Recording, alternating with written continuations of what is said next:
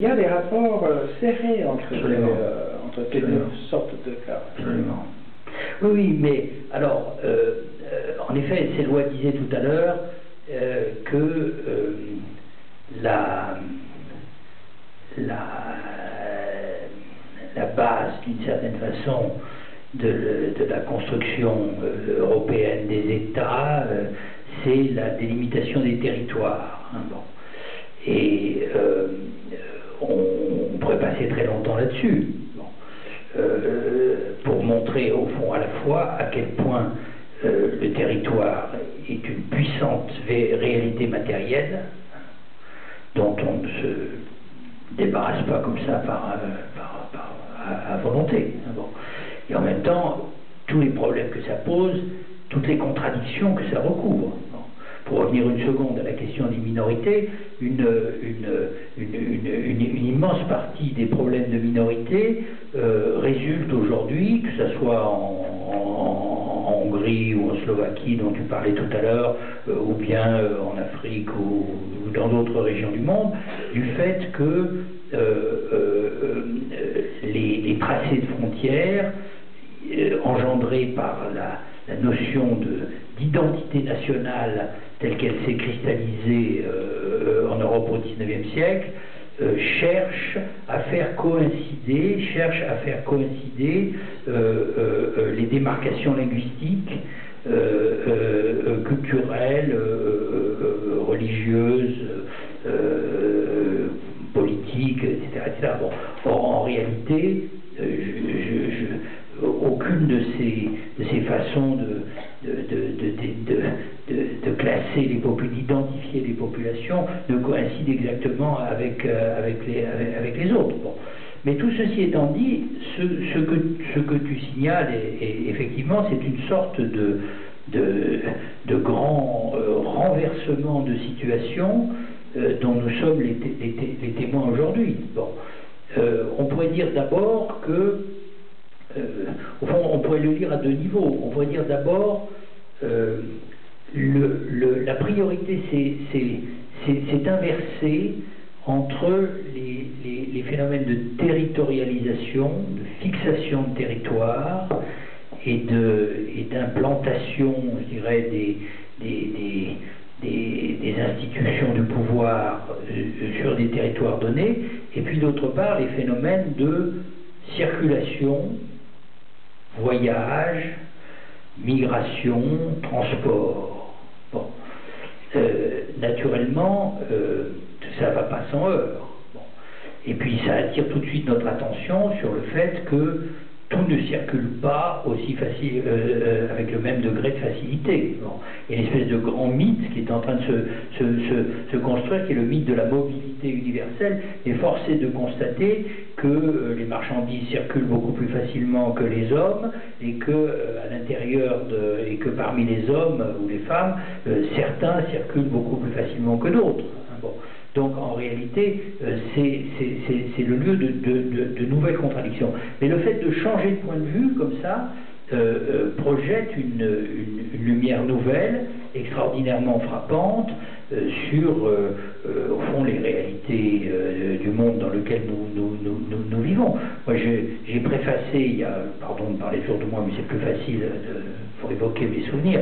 Bon, il y a 2 ou 3 ans, le livre d'une jeune sociologue et politologue italienne, Europa dei confini, l'Europe des frontières, bon, mais dont la thèse centrale concerne le droit à la circulation comme un droit fondamental. Bon. Donc, au lieu de partir de l'idée que ce qui est normal, c'est d'être le citoyen d'une région ou d'un pays, et puis ensuite on se posera la question de savoir à quelles conditions on peut aller se promener chez les voisins, elle part de l'idée qu'il y a un droit fondamental, une sorte de droit naturel, bon, qui est le droit à la circulation, et que suivant les époques, suivant les conjonctures politiques, suivant les classes sociales, j'allais dire suivant les appartenances ethniques ou raciales, ce droit est plus ou moins limité. Donc ceux qui jouissent d'un droit de circulation maximale sont d'une certaine façon plus citoyens que d'autres. Hein. Il faut bien, si difficile que ce soit d'admettre ça, c'est vrai même dans des pays très démocratiques. Bon. Mais ce que tu viens d'évoquer renvoie, et on sera peut-être malheureusement obligé de terminer là-dessus, à un autre phénomène encore, qui est non pas la mobilité, le primat de la mobilité sur la stabilité, hein, bon, qui donne à penser à un certain nombre de gens autour de nous qu'au fond, le sens de l'histoire, c'était pas de sédentariser tous les nomades, hein, et que c'est plutôt une sorte d'aller-retour, de va-et-vient entre les deux conditions, et que le nomadisme, avec tous les problèmes que ça pose, redevient aujourd'hui plus important, autant qu'il l'a été sous des formes nouvelles, bien sûr, à d'autres époques. Mais ce que tu évoques, toi, c'est une sorte de libération totale par rapport aussi bien à la stabilité qu'à la mobilité, c'est-à-dire, je dirais, l'ubiquité, je dirais. Hein, bon, c'est-à-dire le fait que certaines formes de communication contemporaine ne sont pas attachées à un territoire ou à un autre, ou bien encore que certaines formes de solidarité s'installent d'emblée à l'échelle du monde, on pourrait dire, dans la forme du réseau, du réseau de communication, plutôt que dans la forme de la résidence et de l'implantation.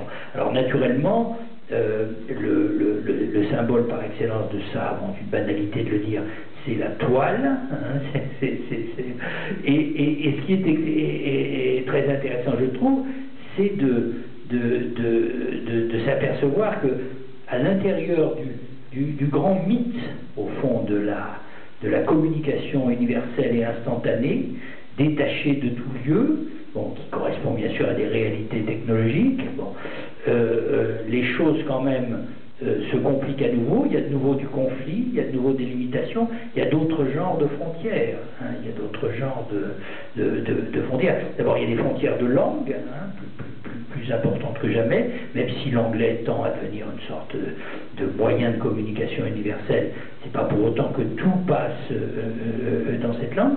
Et puis on voit bien qu'il y a des pouvoirs qui entreprennent soit de monopoliser, c'est du pouvoir économique, bon, tu as raison, du capitalisme, bon. Et c'est même des pouvoirs politiques. Bon. Alors évidemment, quand Google entre en conflit avec l'État chinois à propos de la question de savoir comment seront plus ou moins ouvertes ou fermées les possibilités de recherche sur Internet en chinois, on voit deux de ces puissances postmodernes qui s'affrontent entre elles. Bon. Donc c'est pas la fin absolue de la question des frontières. Et ça me ramène à une grande idée que j'ai défendue, je dirais pas toute ma vie, parce que c'est bon, mais enfin depuis des années, et sur laquelle on trouvera peut-être l'occasion de revenir une autre fois, qui est que l'idéal du point de vue de la liberté, c'est pas l'abolition pure et simple des frontières. Moi j'ai jamais cru à ça. Bon. Je me souviens. Bon, c'est pas l'abolition des frontières, c'est la démocratisation des frontières. Hein. C'est la possibilité de vivre sans être non seulement opprimé, mais contrôlé en permanence. Hein. D'avoir au moins un certain droit de contrôle, une certaine possibilité d'initiative et de liberté par rapport à cette institution tellement puissante qui cristallise les différences dans le monde dans lequel nous vivons. Je crois qu'on peut peut-être provisoirement, en tout cas,